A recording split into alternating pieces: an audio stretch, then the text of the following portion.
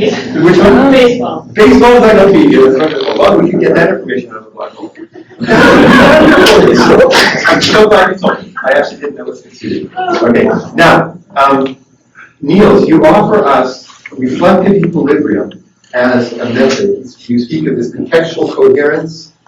Any change among the various positions, biological theories, has repercussions for the available options for the theologian. The theologian's work will be both constrained and facilitated by the data, theories, and thought models emerging from the intellectual development from the sciences. Reflective equilibrium like roles. But I suggest you pull back from it at the end. We can't switch our areas of contact at will. When things go badly in one area, we need to be like Kip Thorne and Steve Hawking. We acknowledge what happened. We acknowledge the setback publicly. Pay the costs. Maybe it's increasing the first approach. Maybe it's a baseball encyclopedia. And move on. Theology does not come to an end. We have to write conceded on the bulletin board. Thank you.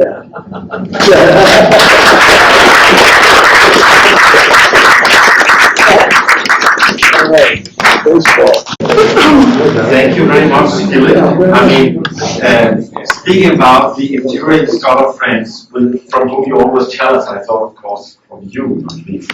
We got 1981. Yes, we have to come back to that later in our first meetings in Munich. That's true. So I think, thank you for this here. Well, I think you raise a very good point. It's about how are you, what is it? I think we differ in several aspects, in several respects.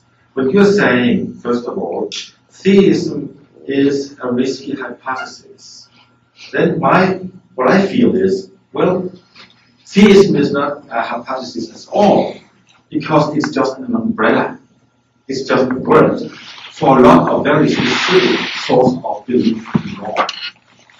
So what I fear is that your approach would be into a sort of generalizing theological mode, which then would take on board some specifically inherited ideas about that if there is a God, then there must also be overall all directionality. And in fact, this is where we also differ theologically, because I really, this is something, about openness, that openness is enough, the local purpose is enough, is something that I have been working on very much as a theologian before I entered the scientific discussion. So it was not just made up, it came through K. Løvstrup in my case and others. So I think it's really very important. That is, what the belief in God presupposes is that God has a direction for the world. But it does not mean that this direction is simply reflected in a sort of upwards progressive drive. This is a sort of it would be wonderful if it were the case. But this is not what I take to be. It's not a specific Christian hypothesis, it's more of an American progressivist generalized theism, which is but this is really not my theology. So my counter question to you would be to say, now let's begin with some very elaborate theological proposals to bring into the debate, rather than begin with a generic starter. Then also when it comes to the biology side, and this is, I think, was very interesting the way, really challenging way in which you put up these six alternatives, six possibilities. And it is just about, then you're saying, if point 4 to 6 are right, no theology can be right. This is what I take to be your argument. Well, but what is, here perhaps we also differ in what science is. Because science is a very partial domain. So if we have a science saying, well, we don't have any directionality within biological life, but we have a complexity that sets the context for evolution. Well, I think that this is, I would really have no problems with the one who is saying that, unless the one added to this a metaphysical hypothesis saying this is all you can ever say about the world of nature. Then I would be in conflict with the proponent of number 4 and 5 and of course 6. So my point is that it's really not the science that is falsifying theology, but only as science written large into a metaphysical program. Then I think maybe I should stop here, but just saying that I think that this term reflective equilibrium is a very good word for what I'm saying. And I think I will also agree with you that if theology was be put into a position where it always says, in spite of the fact that there's no directionality, I still believe that God has a direction for the world. I mean, if this was the case all over, in a general way, then I think that it would be, I agree with you actually, that there would be a sort of cognitive dissonance between religious belief and science, but I think that there are much more conceptual space on the theology part to deal constructively, and I don't think that directionality is a must for, directionality of evolution is a must. What about the Neanderthal? This is a problem for theology. Don't you think that God can be a creative, caring God and the Neanderthals are rather here? I would say yes. I think God was there for them. And so for me, and my time will be very limited as well. So this is I have a very unsentimental theology, very unprogressivist theology which is here. And I also think again that on the theology, that on the science part, one has to make a strong distinction between what a scientific theory is about and what it means that a scientific theory is growing into a worldview. There I will side with you. Thank you. In order that we have maximum time for questions, let me not engage in the debate with Niels directly, just clarify a few of the claims, and then let the audience debate it. I mean, that would be more interesting. It's not that theism needs to be a hypothesis. It's rather that what theism in religious science functions as a hypothesis. Or even more carefully, that the degree to which we say theism is a faith assertion, the existence of God is a faith assertion, or the degree to which we say that it's corroborated by things in the world. That, if you will, epistemological status, the epistemic status of talk about God, shifts. And I think you can see that in the end when you say, if it's in spite of, across the board, then either we withdraw the theism or we say it's Kierkegaardian, right? It's your countryman's view. It's, I believe, because it is absurd, right? Okay. And one more general point. Let me leave out the other ones. I think the audience is already clear.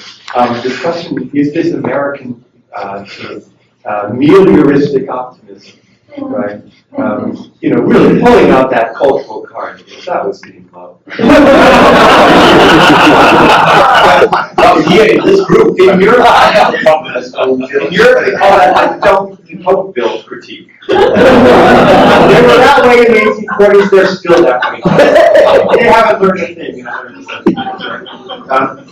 Let's go to Jeff's three words it used. Directionality is not equal to progress, is not equal to purpose. And that's precisely what I'm trying to say. And I'd like to build on what Jeff said because it's crucial for the topic of today's conference. Directionality is not progress, and progress is not purpose.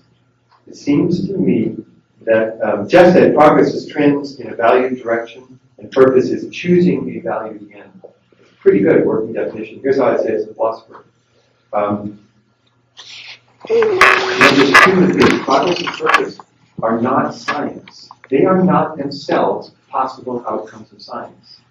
That's really important. In fact, the whole conservative side of Christianity in America makes that mistake. Number two is a statement within axiology, within the theory of value and its implications. It's not, number two, progress is not necessarily theistic. John Leslie is the cosmologist and the philosopher who accepts an axiology of the universe, and he's not a theist.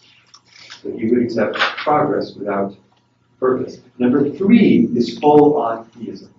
This progress.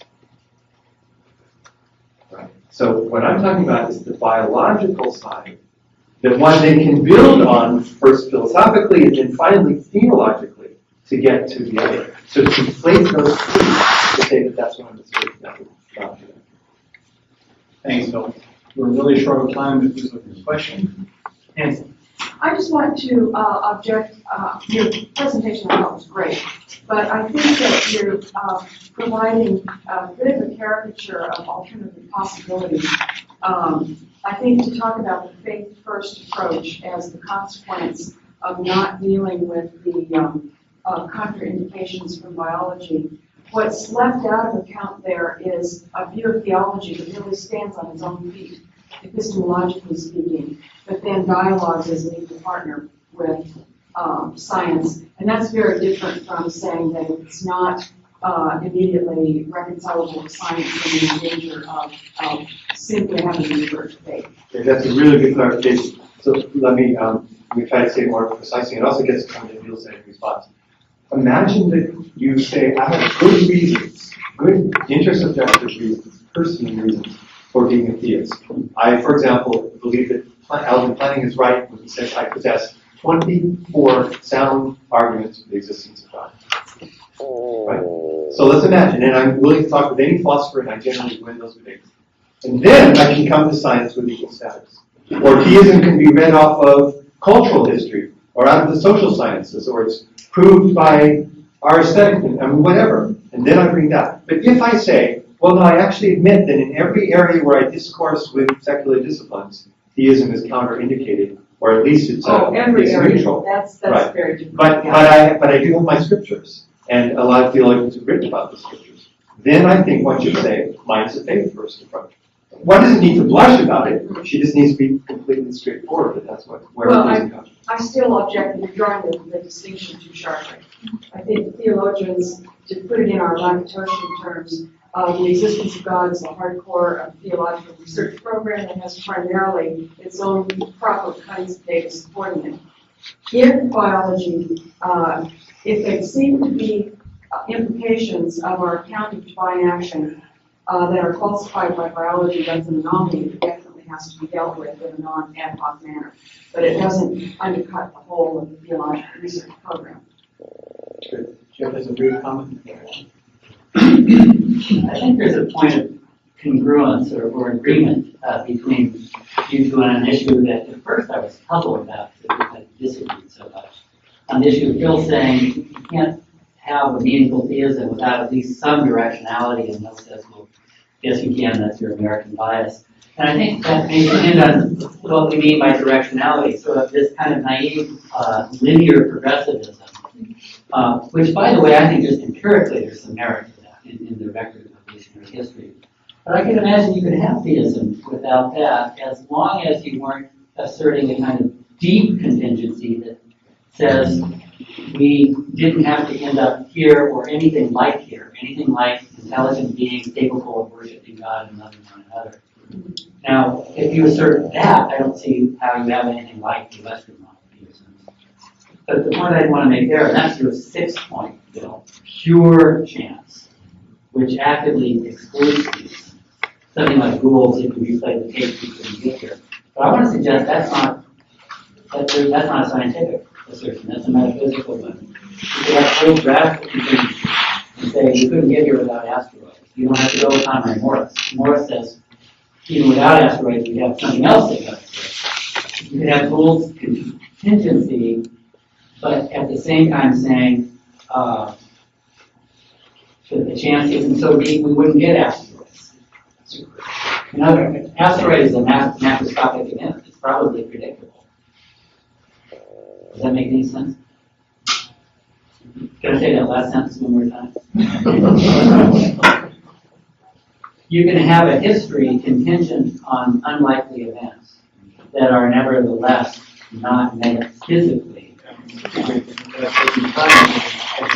President at PLPS and travels 400 days of the year. And I'm very grateful for taking time to be here and be responsive. So that was a good technique.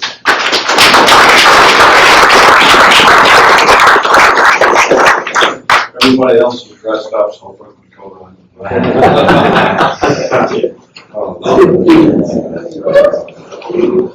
Well, people know though this room is full of my friends, I think I need to say that I don't take my friends for granted. To be able to work with Jeff and Phil and Nancy and Bob and Neil is very much a privilege. Because when it comes especially to methodological issues, these are the best people in the world to be talking about this. And we're really in a very fertile period, which I think we can almost forecast. We're going to see some transitions. And I remember reading the history of the making of Tom Brown and being impressed about how these physicists kept meeting in Copenhagen year after year, slugging it out, slugging it out, slugging it out.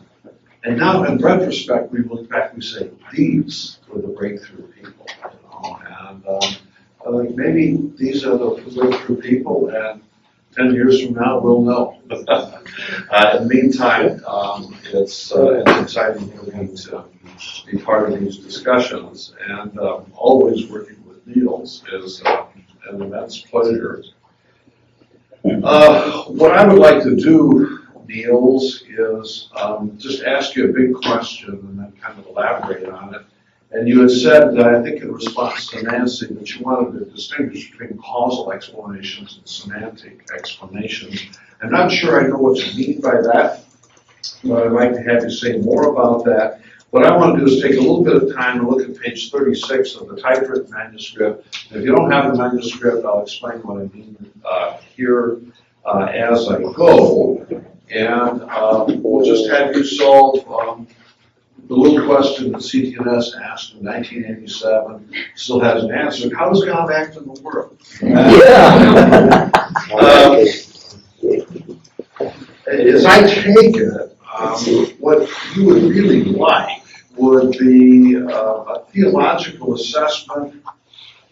Is it going to be a theological explanation for the phenomenon that appears to be observable in nature, namely self-organization over evolutionary history?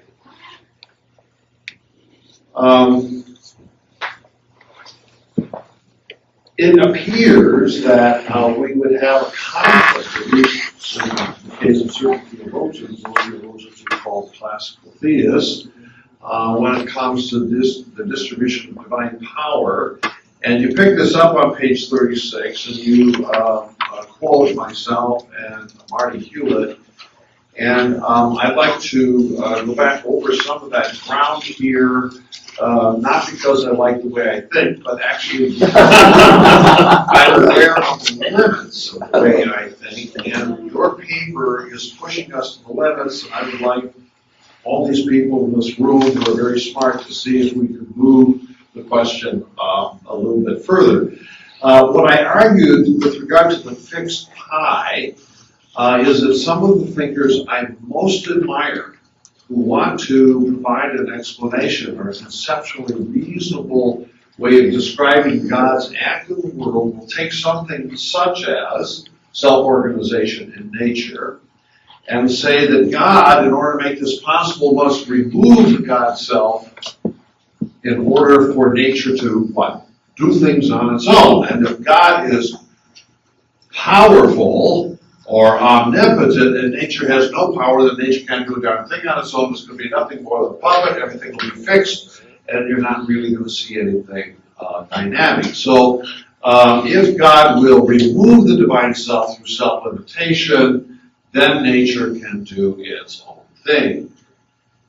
And like I say, theologians whom I admire hold that view. I find it problematic. I find it problematic because it presumes that power is all of the same type, and it's finite in character and limited, and so you have to have fixed pi, and if God has a lot of power, God gets a big slice, and nature gets a little bit, and you keep adjusting it. And when Marty Hewlett and I wrote our book, and we wrestled with this, and we thought, well, there's got to be a better way of looking at this. We ended up going back to the medieval primary and secondary causation as a way of trying to deal with this in such a way that we didn't have to have God and the world in competition with one another, so that both God and the world could be doing its thing. And that observation that there's contingency in nature, that there is creativity in nature, that observation could be accounted for and not reduced away, either theologically or scientifically. However, as Marty and I are sitting around saying, what is primary and secondary causation? What's that? Is that an explanation? Or, and I guess I want to ask you your opinion, is that another way of just locating it semantically, or kind of relocating it? Does it really count as an explanation? I'd like to think it does, but somehow or other I feel like it's not adequate. Now, on page 36, after you quote Marty and I talked about fixed pi fallacy, you say, this does not mean, however, that the idea of kenosis is fallacious in itself. Well, good. I like kenosis. One of the things that I've doubted, though, in the recent discussions in the field of science and religion is that it should apply to the doctrine of creation. Biblically, it applies to what God did in Jesus Christ, and maybe it's a good idea to apply it to creation, but I'm not thinking it's automatic that we ought to be doing that. And I just wondered, what are you thinking here? Are you thinking like Ted, or are you thinking like somebody else? But you go on, the kenosis has to be seen as the self-realization of divine power, and certainly in Christology we do. But you say, which God is? God is divine power. Interesting assumption at work there. I don't want to be picking on little things. I'm really trying to deal with a large concept here. And which God cannot give away without stopping God. God cannot give power away without stopping being God. If you're a classical theist, you would believe that. And that's why we have Trinitarian classical theists, right? In Christ we have the kenosis, but it's still God. It should be noted that if one does not contrast divine and creature power, one will not be able to distinguish between divine actions and natural events. I guess I'm scratching my head about that. Then what I think is the key sentence, God is actively present in and for every natural event. I want to say, yep, I agree. Now I want to figure out how can I explain that. I guess lots of us would like to be explain that.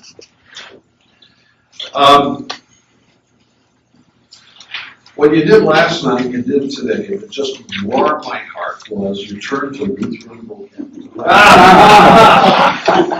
Last night it was God acts in, with, and under the natural course of events. And today is finitum capax infinity, that the finite world does have the capacity to absorb or contain the infinite world. And I gather that what you want to do, Niels, is, tell me if I'm wrong, you want these to provide a description of what's happening in the natural world when nature is engaged in self-organization or creativity or emergence. And my question to you is, what status do these phrases have? Are they explanations? Or are they kind of like conceptual placeholders where we want to establish an explanation that's still yet to come? And one of the reasons why I think that maybe it's not yet an explanation is that historically both of these belong to sacramental language. The issue at stake is, how can God be physically present in the bread and the wine of the Eucharist? And Luther was upset with the hegemony that the doctrine of transubstantiation was holding in the Eucharist, and he said, well, St. Thomas has got it right, that Christ is truly present in the physical elements, but he's saying more than is necessary. So in, with, and under, we know God is present in those physical elements. Now, is that the kind of thing that we're saying here about the course of natural events? We know that God is present in the course of natural events, but transubstantiation or its equivalent would be saying more than we're able to. Or the same with finitum capax infinity. If that's your agenda, I just want to say I'm with you on that, in the sense that I think there's a theological reason why we want to say this, and then like to move it another inch or two towards explanation. Well, let me just run hypothetically by what I've been thinking about this, and it'll only move us an inch or two. It won't move us a mile down this highway. I've been thinking that one way to approach God's action for at least this kind of activity, both in human freedom and in natural contingency, is to think of God as the power of the future. To think of God's relationship to the world as fundamentally future-oriented. And there are two ways in which that manifests itself. And one of them, I think, applies to the agenda of self-organization. I see God every moment in both the natural world and the historical realm as relieving us from the determinism of the past. That the matter and the laws by which matter are organized in the world are causally deterministic in character. Yet it seems to me that one of the ways in which God acts in the world is that God is constantly, moment by moment, breaking the grip of that determinism. And what we experience as contingency, or the openness to choose between alternatives, is in fact due to God's act of breaking the grip of the nexus of causal efficacy within which we find itself, and presenting the world with an array of finite possibilities in which the world can move from one direction to another. Yes, Phil, I've got a little bit of white as left there.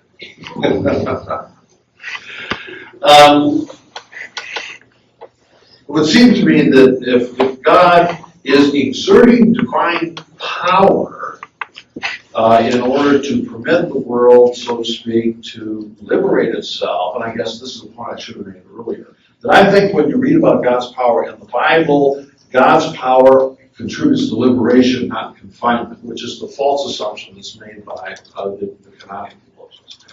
So that maybe one of the ways in which God exerts the power is to free the world from the grip of causal efficacy, the causal efficacy which it has inherent. That's only one way in which God works, and it would seem to me that if that pans out as a reasonable way of looking at it, then you've got room for self-creativity, self-organization, and emergence of new things in world history as an expression of God's power and not in contradiction to it. I think there's another way in which God acts, but it's a little bit less relevant to what it is we're talking about. If I understood what Phil said a minute ago, and I may not have, at least part of it is I think that as a theologian, I have a big investment in teleology and nature. And it's a bad day when the ultra-Darwinists seem to make their case that there ain't any there.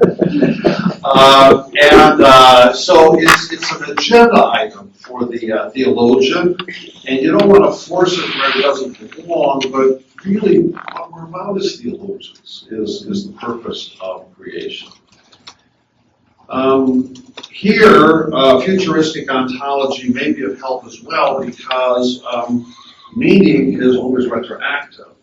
Meaning is something God does in a sense by sweeping it up into the divine bushel basket and reinterpreting it. It's not there ahead of time. It's not a seed that was sown back at the Big Bang that somewhere or other is coming to flower.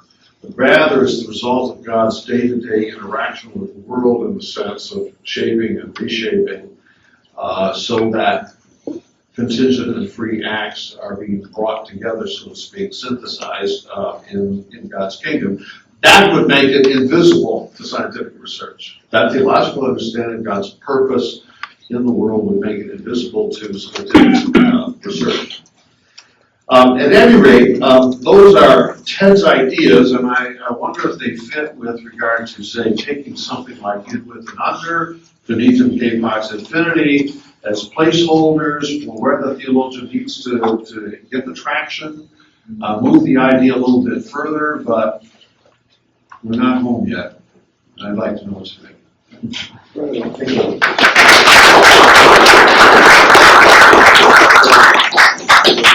Assessment analysis is also about the fundamental theological issues at stake here.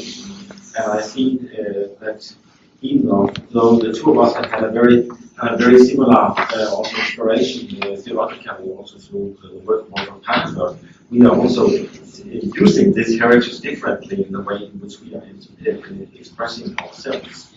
So there are so many questions to ask here. I think I should begin with the issue of kenosis. I would just say that I'm actually in favor of using the term of kenosis also in the realm of creation. But it's very important that it's not seen to be a self-restraint or a backing off, but as a self-realization. And this lies beyond all what I'm saying. And this is why I'm now facing the curious situation. I think this is what you are what you're feeling, that what I'm saying is something which could be understood as pure naturalism, but which I claim to be not a worldview naturalist, but an investment in the view that you can find also in Christoph Oettinger, that God's ways both begin and end in bodiness. This is really the sort of theological vision that I'm starting out with. That's why there's no natura pura in my theology. That's why I never think that science would be able to say, to express the ultimate truth about nature, but neither do I think that theologians are able to do that. But if you use the kenosis not only about the kenosis of divine power in Christ, but also, which I think means something quite different, but it is through this divine self-giving. And I'm sorry to say that I'm also here inspired by Luther, who is one of the few theologians in Christian thought who has dared to say that also the Father gives God self away in creation. So I think I'm very much informed by this strongly Trinitarian, but also strongly self-divesting view of God. Then on this reading, God is power, but a power of a specific sort. So I don't shy away from power language speaking about God. I don't shy away from speaking about divine ability, because the question is, what is the form of divine power? How does it how is divine power used? So I don't want to say that God is has only 50% power. I'm saying God is omnipotent. But the important thing is the use of divine power so as to liberate, which was the point that you gave from you.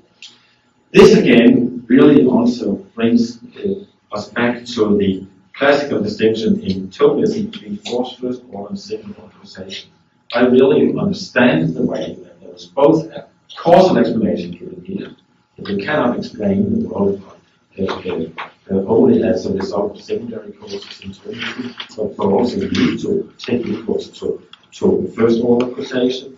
The causa universalis, as he says, every cause, particular cause, every causa particularis participates in the whole web of the causa universalis, which is the first order causation. But then again, I say it is also been used as a semantic explanation to explain how we can explain something perfectly well at the second order level without even speaking or thinking about it. So that is, it's used in both ways as far as I can see.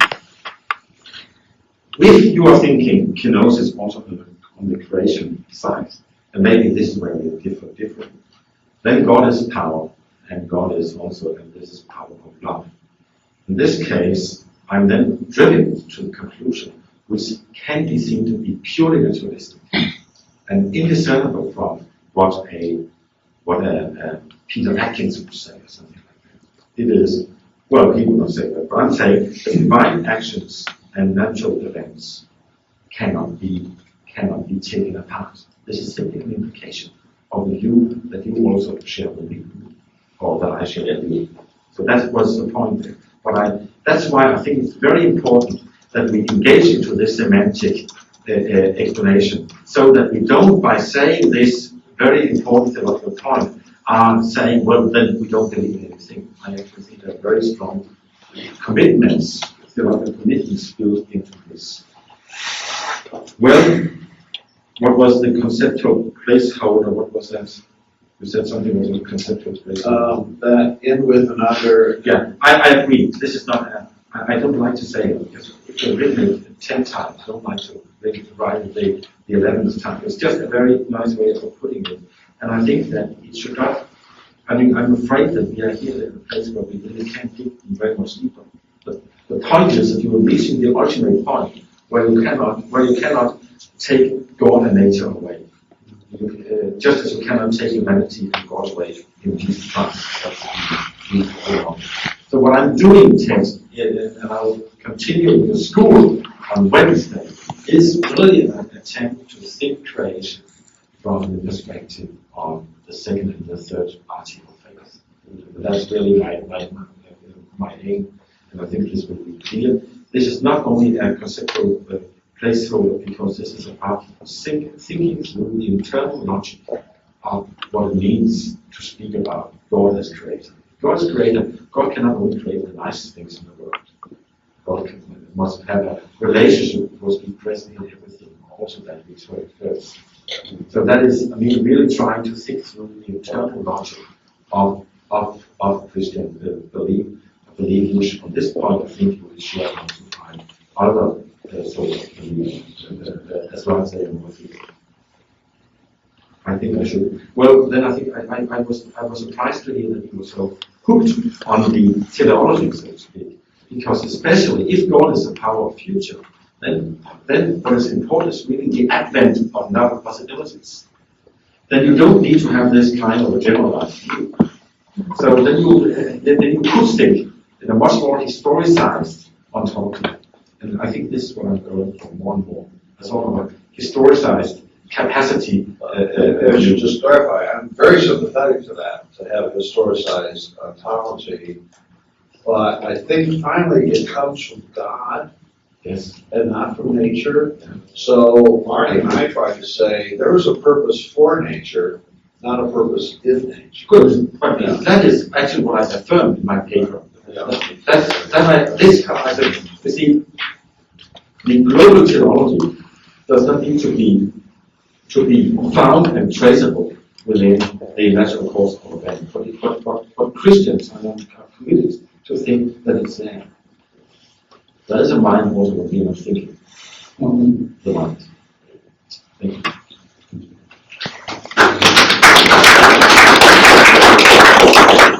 Yes, I'm for.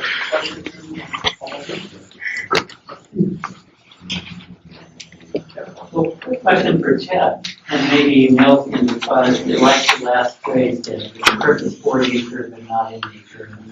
That gets back to the question of evolutionary purpose. I mean, there might be a divine purpose for cosmic history, but it doesn't mean there's some purpose regulating mechanism within evolution. But here's my question. If we think about ethics and human purpose, I would want to affirm both those things. There's a purpose for human life. And that purpose is embodied in how humans work. It's not some Gnostic imposition. So Jesus says the Sabbath was made for man and not man for the Sabbath. So in ethics, I would want to think that the notion of moral telos is for the cosmos, and God has embodied it within the cosmos. So can we have both? Couldn't you say that prior to humans acquiring purposes, there is only a purpose for nature, not in nature. But once humans come on the scene, then purpose does appear within nature insofar as we're part of nature. Is that? Is that enough for you, what Nancy said? Yeah, that's. Because I buy that. I do too. Could we say even more robustly, Bruce Weber, whom Neil cites, and Terry Deacon are willing to speak of purposive systems. And Stuart Kaufman and I have just co-written an article on cells as autonomous agents. Yeah. It seems to me that one can speak biologically of a form of purpose, I actually call it proto-purposiveness, within the biosphere early on. And actually, biologically, the most accurate thing to say is that there's a growing complexity and transformation of that purposiveness throughout the levels of development. Will you and Kaufman consider this a universal teleology or a local teleology? Or is it a local teleology, as I think was implied by Nancy, saying local teleology is enough, so to speak, in a representative way, so that you end up with a universal teleology, or is that a non-issue for you? It doesn't multiply in that way. You don't immediately speak of the teleology of evolution as a whole. You speak of individual systems in their context and say what areas you are empirically justified to speak, and then that's purpose. The meaning as a whole is a different order. But definitely it's more something. I won't speak to it. Except to say, MICA's goal of running of the systems itself is back to purpose linear. There's only a small piece. Nice, that's nice. Okay, we need to transition.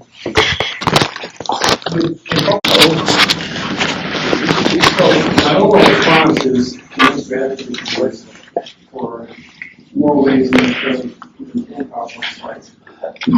As I said before, it's enormously physiology and science by focusing on complexity of nature. It really was a kind of underdeveloped field. In many ways, for lots of different reasons. He really, as Nancy was commenting, he's really shown us the fecundity of this topic. And brought new insights to it, so I'm very grateful for that. And I was really excited when you said last time, I'm a Christian and naturalist. I think the profound notion of being in action is all the grace of God, except for ex nihilo creation and holding the universe in existence. I think it's really important that all of us in the Vatican series have emphasized that God's action is mediated. And science sees the medium, and then through the eyes of faith, my sin action within the medium. So I think it's very important to see that. And I like the illusion of it's very helpful to see that it's grounded in the Calvin of Eucharist and Calvin across where God's medium action is hidden in suffering. I also like the fact that you said you must have bottom up first before top down. Right? Every prayer is also a state of my brain and a state of the course in my brain. So overall, I strongly agree with you on many points. And there are a number of fruitful areas of discussion. I'm going to go through 6 today. Cut it down during the break. First is shift in the world from mechanical to network. John Falkman wants to say clocks and clouds. Mechanical to network. The challenge here, though, is, as he says, and of course he's right, is that these networks and these perhaps patchwork domains, even though I think still increase in point projection, are still embraced by underlying laws of physics. And so, in some ways, what Neil says about networks and novelty and the occasion of new developments has to be constrained in some sense by the underlying laws of physics. And if those are deterministic, excuse me, it simply raises the same question we've been dealing with a lot, which is how do you understand genuine novelty in networks, given presumably an underlying determinism, unless you move with quantum mechanics and a certain philosophical view. So that's simply part of the overall problem that one must take on board. So to what extent, and that's the question, to what extent is your own thinking are networks constrained by underlying deterministic laws? And if you say they're constrained, then perhaps the only options are to get the underlying laws are interterms. And then you're back into the sea to go into like 10 years. So walking through that. Second is God is both transcendent creator of the faith space of future potential and immanent ongoing creator, working continuously in and through through a number of processes. It was nice to know that Luther gave us that term because Arthur Peacock has used it so extensively. And I came to a number. I see, in some ways, I see your work as a clear development of this broad stream of thought that people can call theistic evolution, a theistic interpretation of evolution versus an atheistic or agnostic interpretation, which has roots in Barber's work in the 60s, Peacock in the 70s, and I really do salute them for that work. I see you as extending your own work. What I think we need some clarification is how does God's immanent activity affect nature versus merely manifest nature? You use the term God's action or God's immanence is manifest in nature. I think you said you don't like Tillich too much, but Tillich would be very pleased with that, right? Jesus is the manifestation of the God-human relation under the conditions of existential estrangement. Right? Jesus doesn't do something, he's the manifestation. And I'd like to see you do more than manifest God's immanence standard people. We need more clarification. How does God's immanent activity actually affect nature versus being manifest? And no, this was the key question. So again, not to short circuit the conversation of the contributions, but I think kind of like a large whirlwind or vortex, these issues out in the area of complexity and chaos theory and evolution biology still circulate around the issues raised by underlying physics, which is their platform, I should say. I want to continue to speak to that. Probably. Third, one of your key suggestions, I think, is very, very interesting. It didn't play as much, I think, in the public statements as in your paper, so I'm glad I have read those carefully. The emergence of coupled complex systems in nature, that's corresponds to the emergence of new laws. I guess you did say this last night, that was right. You said this last night.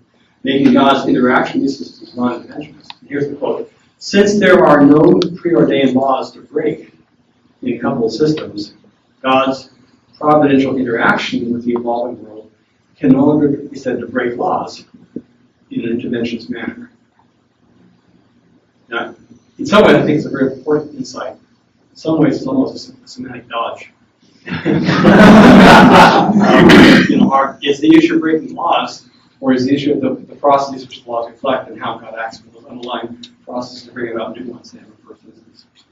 I simply want to say that that idea actually traces back to a paper wrote in '88, where in analyzing contingency in Panelberg, I talked about local contingency and then nomological, like Clinton's term, first instantiation contingency. And I said that that's a way of talking about contingency in a very profound sense. There wasn't Boyle's law before there was chemistry.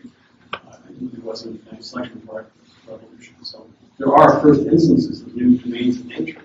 And of course, unless your inventions are not, they have to be consistent with even the non-reducible laws. So how much does this give us beyond a kind of semantic acknowledgement of a new regularity which we can describe as law versus get at the underlying causal reality of nature which allows new processes to occur? Emergence of attraction is still fluid to have a say. So, fourth, self-organizing systems emerge within a universal framework of laws created and designed by God ex nihilo. What it is. Now, this may not be what you're suggesting, it's just a kind of thought, but I'm asking. This seems to suggest to me that divine action at higher levels of complexity requires a kind of simultaneous or coordinated divine action at the lower levels where we find these universal laws like quantum mechanics and relativity. So again, a prayer is a state of my brain. And if God is acting, this is George Ellis' point, that even if God inspires me, God is also acting at the level of my neurons. How else could I be inspired and think about that inspiration? So if that's the case, then for God's action at the level of complexity to be genuinely undimensionist, must not God's action at the level of the lowest level also be undimensionist? That's an open question. But I want to coordinate those two so we don't allow the conversations about complexity and cognitive evolution to become detached from the conversation about non-dimensional law to the level of physics that applies them. So I'm not reducing the two, but I am trying to say that there's some sort of third coordination between, right, mental states and brain states. Then how do you avoid taking the challenge non-dimensional view of complexity and looking at implications for everyone else. It's a little bit getting at the same sort of question.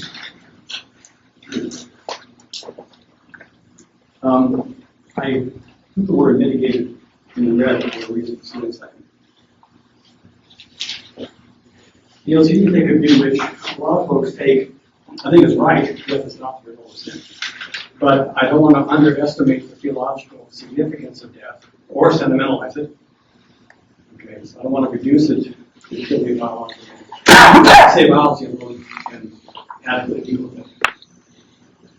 Yeah, so a position like Arthur and Dennis Edwards and overall, I mean, almost everyone takes this. The cost of evolution in terms of death and hanging out here as an inescapable price that must be paid for the process of complexification. And complexification is provided by the natural capacity in which matter becomes endowed by God. So creation is a package deal, and we cannot have one or the other. Of course, that would be the new heaven, but that's okay. That is a real question. Does that really mitigate the problem of suffering in nature? Noticing that you can't have a God without death. Right? You can't have mountains without God. You can't have life without death. That's great in evolution. Does that mitigate the problem for theologians? Or is it that? So just so we can really talk about, here's a nice looking wasp that Jeff recognizes. This is the wasp that lays its eggs in caterpillars and nestles the caterpillars, so the caterpillars do fly. And the eggs eat the caterpillar as its food. So this is the question. Can we simply see this as a kind of cost? I mean, you don't mean to say this, but it could be taken to say, well, we're worth it. I mean, complexity is such a goal that the cost is okay. It's kind of means an argument which we can never get into. Right. So, and not to be, we don't need to focus on the curious example, this example. So, there it is. So, is the Odyssey mitigated, or is it in fact intensified to the point of a kind of meltdown by the evolution of life on Earth? Now, this is a really huge question. And I simply want to point to it as one of the areas I think we need to work together on. It's just a broad question that we all deal with. And I think in your marvelous field of celebration and value, and knowledge of nature. And Jeff's way of showing us how to make measures on it. How do we then factor this question in? And I'm simply saying a lot of folks are working on this. Jeff has done some really fine work. Josh made a thesis with distinction on it. Nate's going to work on it in his work. His special counsel work. And just tons of people here working. So I want to celebrate the fact that it's being taken seriously, but also ask what to say. Now, just as a matter of interest, Michael Ruse actually used this insight from Dawkins against Dawkins. In his book, How Can a Darwin Be a Christian? He actually said about Dawkins against that. God couldn't create life except through natural selection. So in some ways, God is off the hook. And of course, my response in the recent paper, well, that raises what I call cosmic theodicy. You just ratchet it down one step to the underlying laws of physics. Take the universe like it's out of the universe and say, well, is the universe worthy? Which is, of course, life is this issue. And of course, life is speaking blackness and environmental. And it's a response to that. That is, in essence, you really can't solve the problem if you don't see by cosmology. So, my sense is, and even John Hick, who is still doing Christian theology, admitted that the only genuine response to theodicy is eschatology. Otherwise, we're fooled by something. So, my sense is we have to really move. That point, I think eschatology, as you were saying, as Ted says, is a broader, more adequate theological framework for talking about the question of direction, progress, and purpose of nature. Or if we limit those questions, we reduce eschatology to a kind of evolution eschatology that none of us want to have. Or even worse, physical eschatology, which is kind of different ones. Final level. Nancy, I'm so grateful that you brought it my interaction model. So this is kind of superfluous, but from theology of science. If God acts at all levels of nature, from some common ground to ecosystems to cosmology, or what science sees as nature is what theology sees as God plus nature. and you can never take God out of the equation. No. You assume we see his nature as a bad God, that can lead each other together. What might you suggest for your research programs in science now? Again, as you said nicely, I'm not suggesting all there is some sort of authority of theology in science. I'm doing quite the opposite, saying that scientists who have philosophical clarity about their work might find it interesting to see how those presuppositions are influencing their choice of theories to work on, their choice of theories to construct, how they interpret data. I mean, feminists critique science enormously through gender analysis. So I'm interested in that as a project. It is the kind of thing Nancy was saying. It's 7, 8, 12, 6. And one really kind of gutsy idea, and this is really what John Holman is doing, if you would admit it, which isn't really complete, is that he's really saying, I can't start with chaos theory and give you God's action because, of course, current chaos theory is deterministic. So you can't do, he's not doing 1 through 5 what he says he is. He's really doing 7 and 8. He's saying, I still believe in divine action. But I think in the macroscopic world, right? This world we're sitting here, not this like one-dimensional world. But the macroscopic world is really deterministic. So even though the theories we have, from Newton, and of course chaos theory is part of it, all those theories are deterministic. They're wrong. They've got to be wrong. Well, I think that's a really good thing to say. I mean, of course, you've got to deliver. You've got to find a theory which applies macroscopically and is indeterministic, or could be interpreted indeterministically. Now, this one piece of that argument, I mean, this is really deliver on what you're doing, Niels, because it allows you to relate the notion of indeterminism at the classical level, right, biological level, to determinism at the quantum level, in the deep way, not just the limitations and stuff. One way to see that is what Wes Wildman said in this chaos book, which is the good news about chaos theory, is because it combines, this is an oxymoron in classical physics, but it combines eventual unpredictability with the possibility of it's precisely because chaotic systems are deterministic. And the way that you back an eventual unpredictability. Now what that means is, unlike the Newtonian paradigm or ideal, where you could always test the theory better and better by getting all things being equal better and better, right? Constraint. It doesn't work in chaos. Chaos models blow up. They mismatch the data. And so you can never determine whether or not the theory is right and the data is reality, the theory is actually wrong. So they actually put a limit on testability of the classical paradigm. And that's a really important insight because you're working within the classical paradigm. It means Newtonian physics. But you're seeing, in fact, the first time that it's intrinsically untestable chemical when it was always advertised. So you would expect that there could be, I mean, it's possible there could be an indeterministic theory of level physics, because this one doesn't necessarily hold. And then, of course, the obvious answer is, well, there is a theory of the macroscopic world which is indeterministic. It's called quantum mechanics. Because there is only one theory, right? And all the properties of the world can be accountable for quantum mechanics. It could be the world problem. So in fact, there isn't really quantum mechanics and chaos theory. There's quantum mechanics. I'm being reductionistic in a certain sense within physics. But I mean, I don't have two analogies, right? The table and the atoms. I don't have two laws of physics. So in some, that you would expect classical physics and chaos theory to be an approximation of what quantum mechanics would explain, would predict. So in a certain sense, we're back again to saying, to really sort out the notion of direction or progress in some ways that I haven't thought through. This, one needs to keep on board this perspective of quantum mechanics. Because at least from the point of view of physics, biology, from the point of view of physics, it's always an actor. In a certain sense, it's an only actor. And chaos theory, interestingly, points to the fact that it itself breaks down. And then quantum mechanics isn't surprising, it's all expected to explain it more. Now, the one problem for anyone who's physics here knows is that there's no quantum chaos. And as quantum mechanics is linear, it doesn't get chaotic. It doesn't deal with chaotic systems. And that's a real problem. So, in any case, you could search for new physical theories that apply to the ordinary macroscopic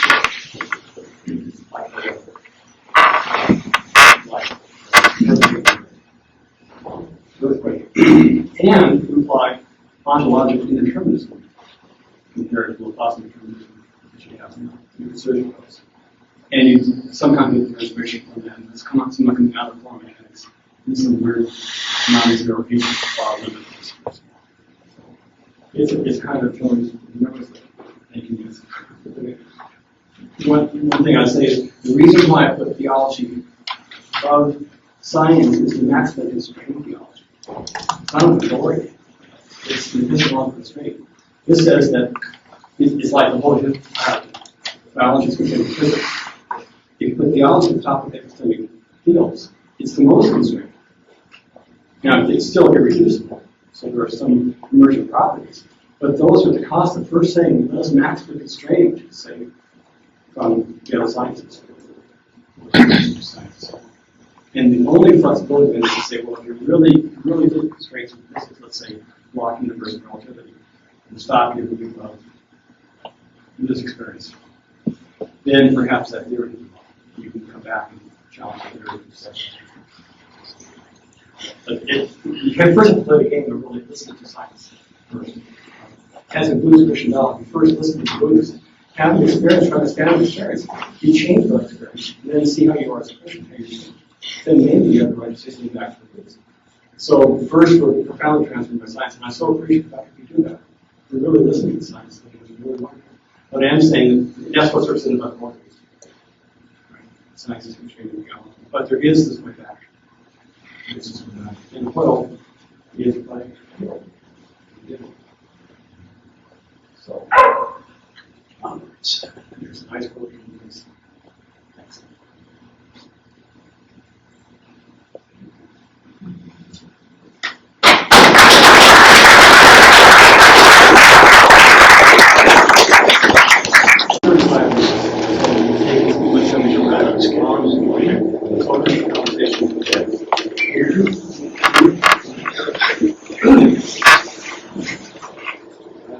Thank you very much, Scott.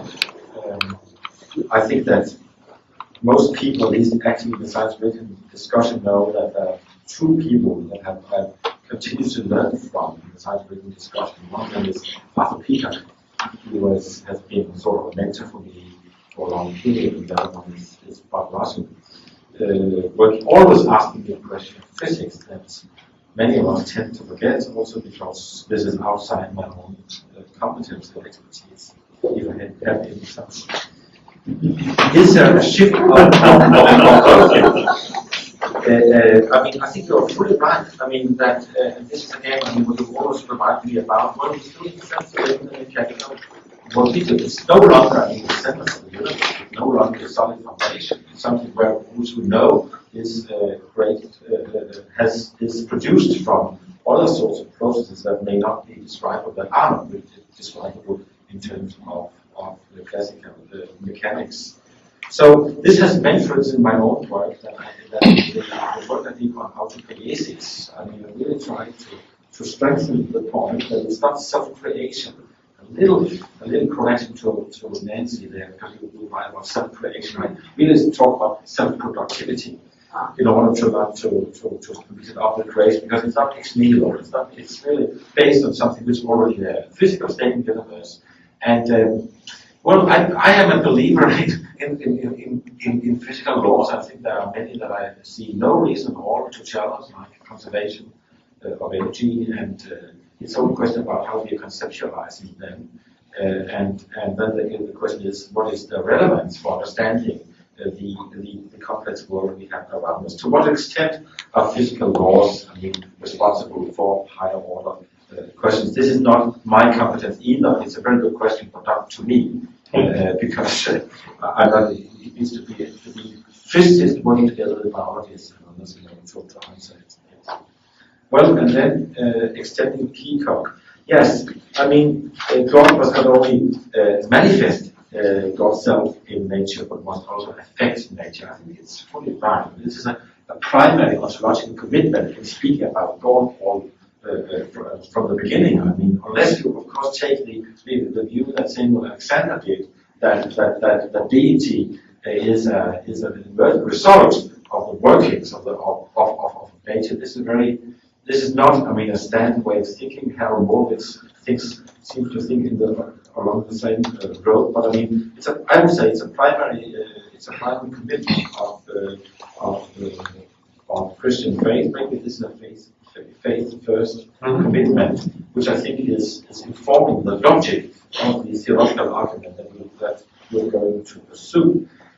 And how to do that? Well, I'm just saying that it's a very difficult issue, and you know more about this because you've worked with this for 15 years to speak about these causal issues. Of course, I think quantum mechanics makes a special case. You don't make this case, so I don't want to repeat that. But I think also that it is very important to remind ourselves that not very many things seem to be ruled by physical laws in the way in which we are used to think. So that's what So I think that in a sense, if laws are descriptive of higher order generalizations of what tend to happen in nature, I mean, many of the difficulties are in a sense removed. This is what I wanted to go back to. And also the same difficulties reoccur if we speak about downward causation or top-down causation, because this is still natural events who are doing the job. So, I mean, the same question reappears all over. Quantum mechanics is a special case because of the uncausedness of the theory, but I think that we have to think about the central theological concept must be the unity of God and nature. If we don't think this way, and I know many people see that the hand waving, something like that, on hand, you say, baby, or you think, baby, but I think it's a very important point. Also when we talk about creation, when also we talk about some places, because some places really about a process of unification, of growing into participation will go on.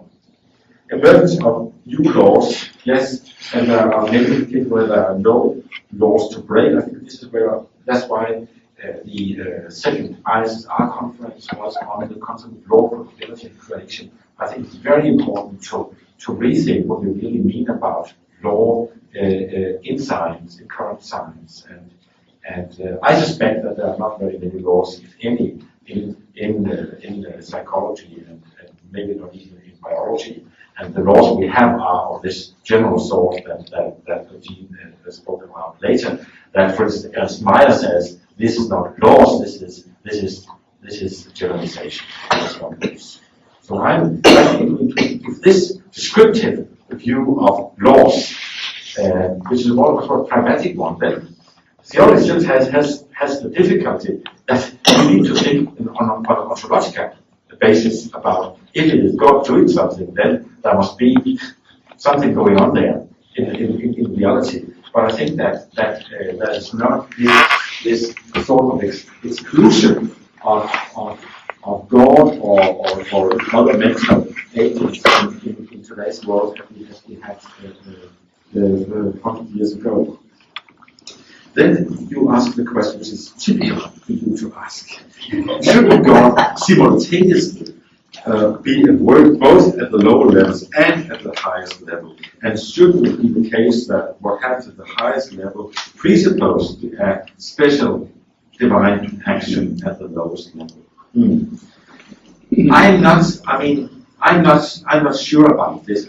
I think that when it comes to, say, we know that many mental events can be carried by very different physical events, and the multiple realization of the thesis of even of classical supervenience theory is one example that it might not be this translatability.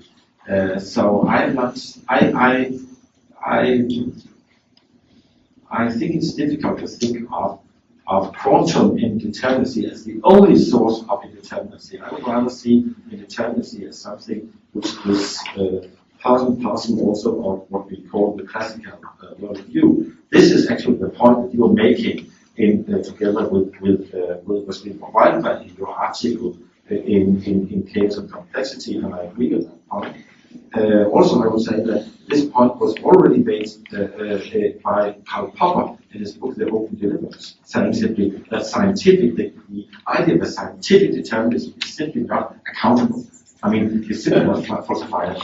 It is simply, you need to have a primary philosophical assumption of determinism in order to believe in it scientifically. I think he made this with respect not to chaos theory that has not been produced at that time, but with respect to the three-body problem, which is an early analogy to chaos theory. So I agree fully. So that's why I maybe you can.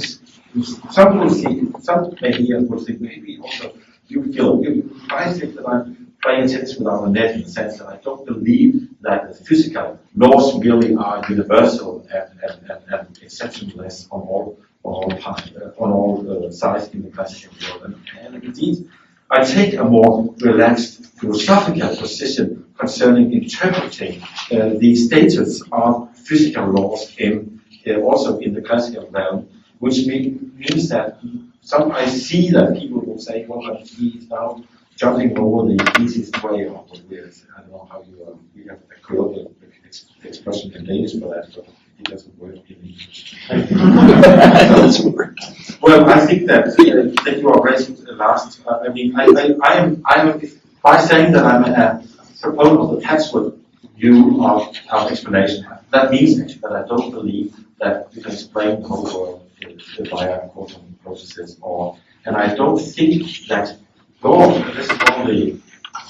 I mean, I think that our distinctions between what is a quantum explanation and what is a classical explanation, what is a mental explanation, are our concepts. It's our construct. I mean, does God really know about quantum mechanics? Does God know when God is acting in quantum mechanical systems or in classical systems? I think that this is our way of passing out the world, cutting out the world. So unless you take a very, very strong metaphysical position on scientific theories, really broadly understanding science as giving us the ultimate insight of the universe, then I think that God does one thing, and it goes nature is out of one piece, but we are passing it up in different sorts of explanations. Theodicy then, well, this is, I ended there, and I agree with you that there is no, I think you can't mitigate the problem of evil, but you can make a systemic point of view of theodicy, saying that it must be there in order for the system as a whole to work. But it doesn't answer the really existential question. Why this caterpillar? Why me? Why my neighbor and not me?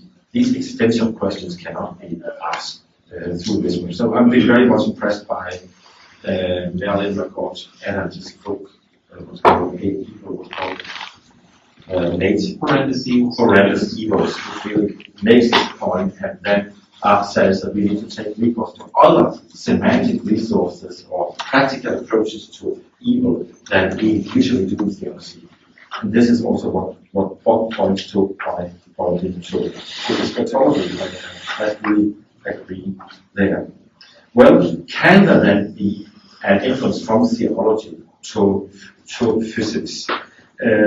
I think it's an interesting case with the steady state theory, and again with the multiverse theory, because the multiverse theory, at least according to George Ellis's very, very acute analysis here in Boston a month ago, is simply an attempt to avoid the anthropic principle. And there is no, not even a possibility of attestability, according to it, because also the mathematics will have to differ. We will have to work with it.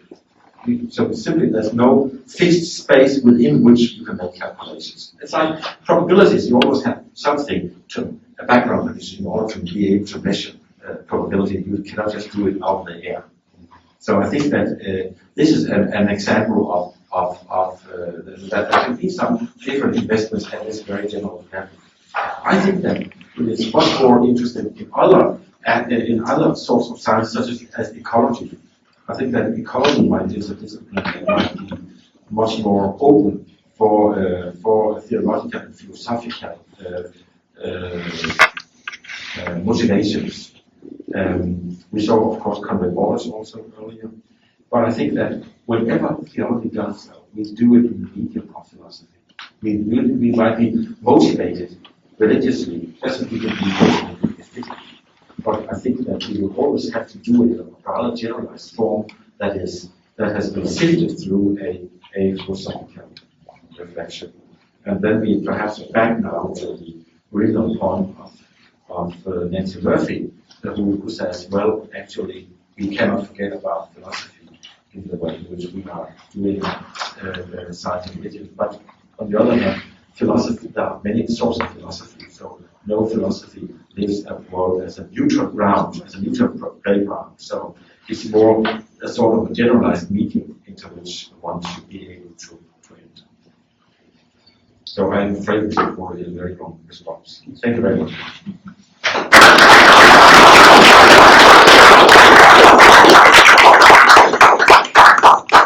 If you don't mind, you must be retired. We have about 15 minutes. That's wonderful. If you don't mind fielding questions, I think you have a chance to have your own for the final say. So this is a chance for all of us to get into the conversation. Philip? This is a very brief question about the closing of your remarks. And it doesn't ask the 5-minute answer, but just, you said that the theological proposals have to be mediated through philosophy. So can you just list the philosophical positions or schools or thinkers that would lie behind the mediation that you had in mind in today's thought? You see, I don't think I have one, but concerning But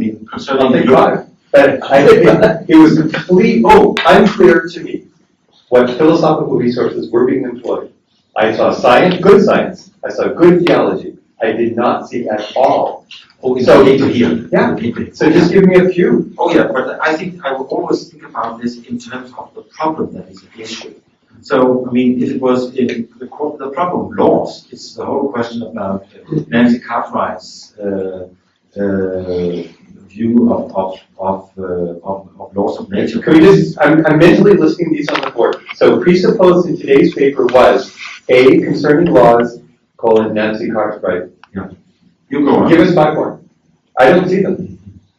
Patchwork theory of law was clear because he was alluded to it. But maybe you say, Philip, that's the wrong question. I don't want philosophy to play that kind of role. But I thought I heard you at the end of your comment saying, oh, I want philosophy to play that mediating role. So can supervenience, one of them was in top-down facilities. I mean, that has been what with Jack and Kim and trying to do something other within the same linguistic supervenience discussions, emergence discussions that you're going with those who are writing into this field. So I don't go with any singular. I'm not a Whiteheadian, for instance. I'm not a Hegelian. So I don't. I'm not working with any such. Master philosopher.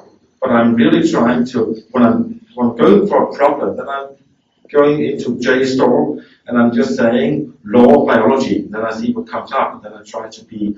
Then I follow some of the discussion in philosophy of science on these issues. I mean, I'm just interested in what's the case. I think what's the case is that you use philosophy a lot more as Tom Tracy has encouraged us to use philosophy. He says, pick and choose, take bits and pieces as they're helpful. Use one, drop it. I believe that's how you're actually using it. I think it is. I think you're right. So it's not. So I think you misspoke in your final comment. No. Okay. Well, a lot of us distinguish between philosophy understood as a body of knowledge, and if that's what it is, then you've got lots of different schools and the course of history, etc., different systems, and philosophy is an activity. And what I see you doing is philosophy as an activity. That's very kind, Nancy. So I don't force my activity to be before what's going on in the field. Oh, of course. That's why. But that's why I think that for every problem that I'm going into, I'm trying to follow up the discussion, well knowing that I can't really. I mean, you have to be in the field of say metaphysical mind for a whole life in order really to know more stuff there. But then I read some of what is taken to be the best literature that's able to inform my own theological judgment. In that sense, it is, so to speak, philosophically oxygenated. I think this is a question. One that I'm asking, I originally was just jotting it down as trying to clarify what we mean by theology, what is, so to speak, the theology research program here, what is the question? And when I kind of pointed what was in your talk, you pointed on whether we're detached in our, trying to understand the world, it's like, oh, I find myself here in this universe and wonder what's going on, versus being a participant in that world. And this is a theme, the detached versus participant, you alluded to it. Why don't I go back to, I kind of want to make a big point here, but I can't, so Roger Penrose just gave a series of talks at Princeton, and they were titled Fantasy, Fiction, and Faith. And they're really good, you should look at them, they're on the web, the lecture from Princeton. But what he was getting after, he's saying there's, as we go along and we're, there's this momentum of these particular programs, and so at a certain point, he said, we know at the time we sort of slipped a few things under the rug. And every once in a while, we need to go back and say, like, maybe some of those things we slipped under the rug are, manifesting or give us some clues to problems we're going now. And the difference between the detached and the participant, I was talking to Thompson earlier about this, that Josiah Royce, who's quite like, he had a thing, a criterion of acceptability of the ultimate metaphysics, if you like. Self-referential type thing. He said, unless your metaphysics has problems, there's definitely problems in the world. For instance, for a physicist, this is a problem, a distinct inadequacy, because whatever physical world, in quantum theory, there's no physicist and there's nobody solving this problem. And if we're all universally governed by these laws, then it's sort of stupid. Why are we learning the laws? It's a classical argument. If why are we doing science? This is going to get back to why are we doing theology. Why are we doing science? Well, we're going to learn the laws governing the universe. Well, why do you want to do that? Well, because then I can predict what's going to happen. Well, what's going to happen anyway? There's no difference you can make. And of course, you're governed by those laws, so you're only really going to predict those laws correctly if the laws determine you to predict that. So the whole thing sort of seems stupid. Okay?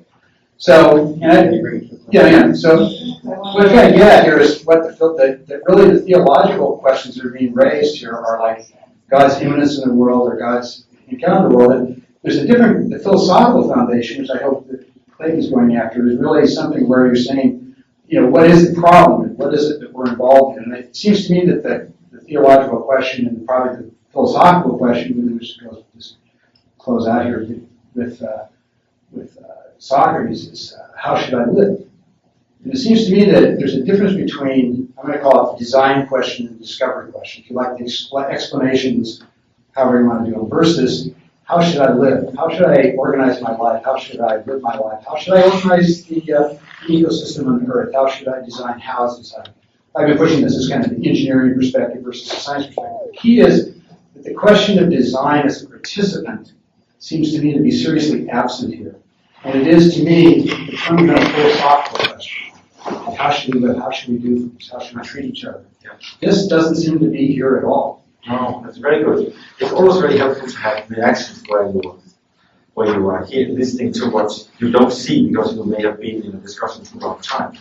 I think it is very important for scientific discussion really to treat theoretical questions as theoretical questions and not shy away from theories. But I also see the issue of participation as something which is important, and both be clear about the sort of participations that we have in the sense that not only theologians but also scientists come with specific commitments that are related to science and theology or religious backgrounds or philosophical backgrounds. And then of course we have in front of us all these practical issues. We should not forget about them. But I also think that it's like, everything has its own season, so we cannot do all of it at one time.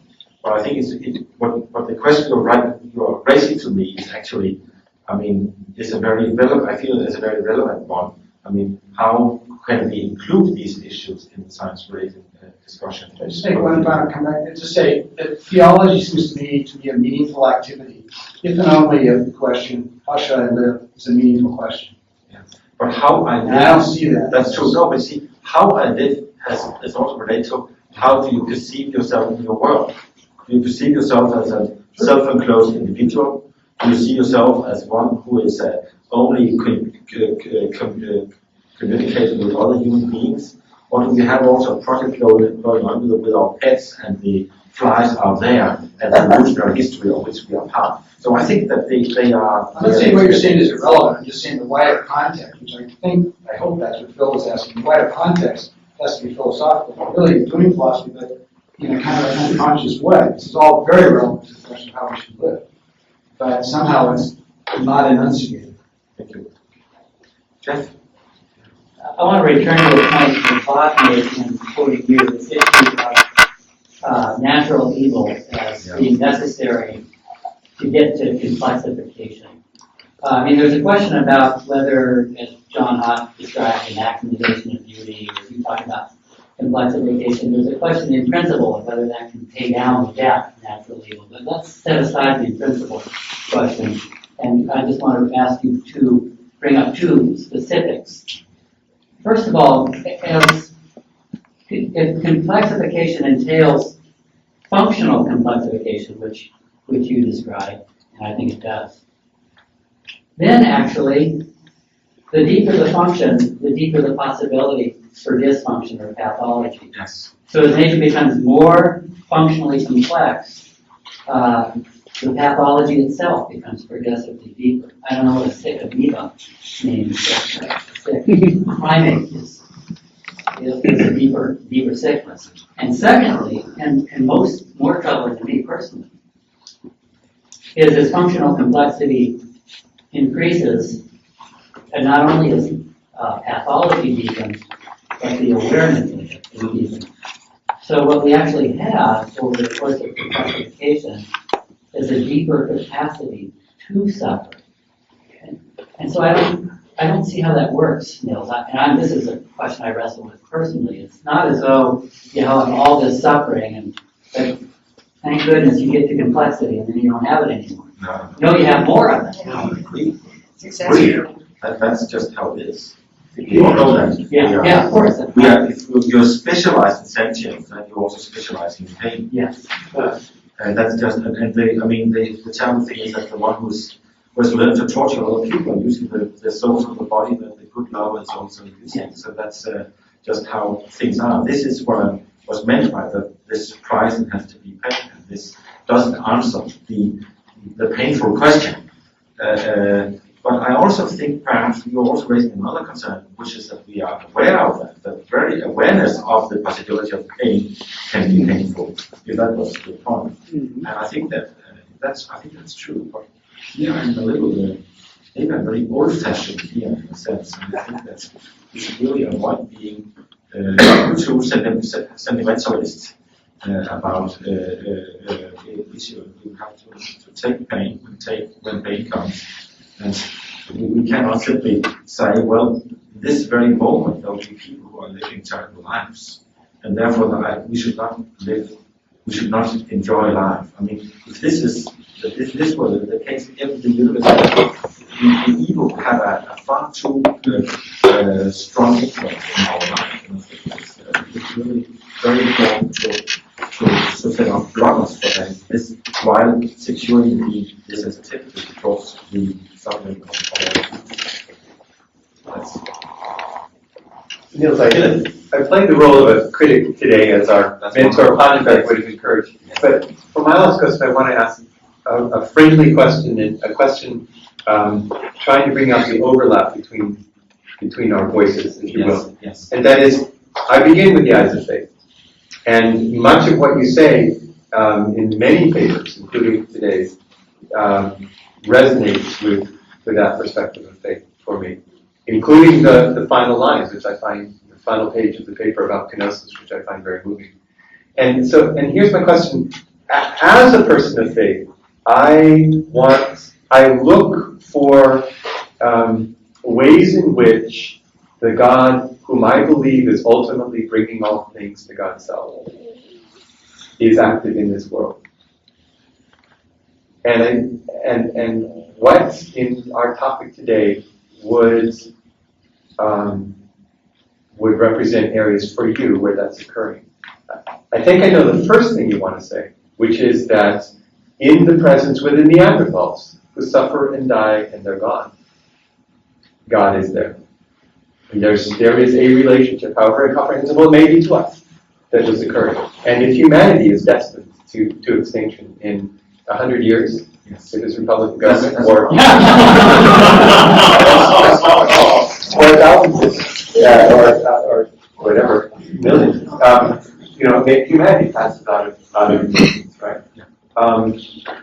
So there's the private dimension. But if I stretch that outward beyond the way in which God is present to every organism, every living thing, are there other ways in which I can see or think of, or with the eyes of faith, ascertain the active presence of God over the course of complexification?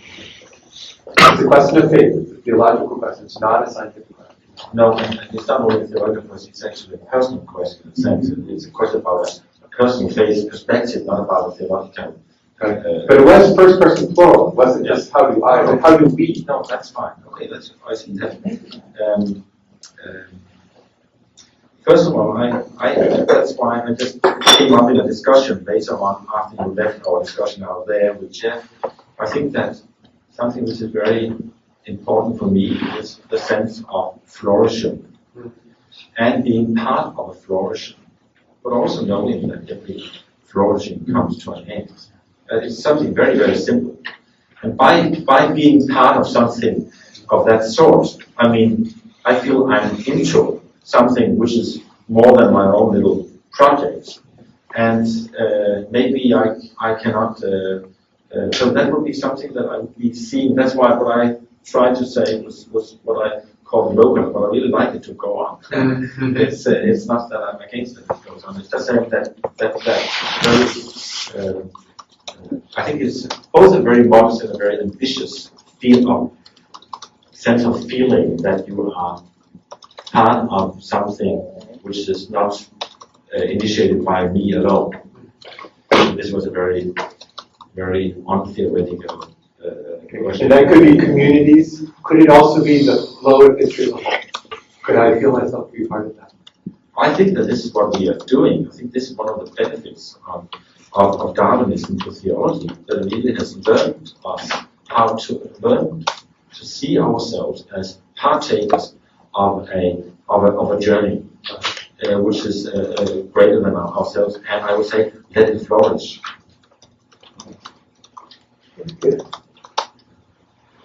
Please. I have the same question that I had last night, which is about information. Yeah. I very much enjoyed the sacramental language to describe the working of God in the world.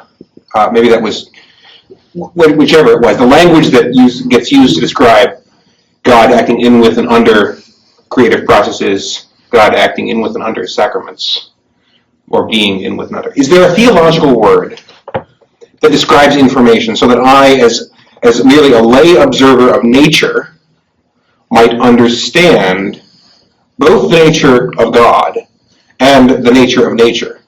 Is there some way to recouch?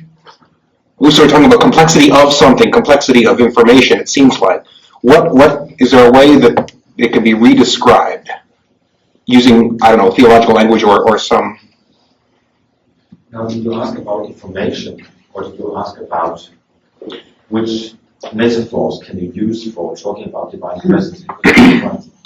Okay, I'm blocked at the level of information. What is being formed? What is that which is complex? I think that you're posing me a very difficult question. But I would say if you have a neutral description, you have patterning going on all the time.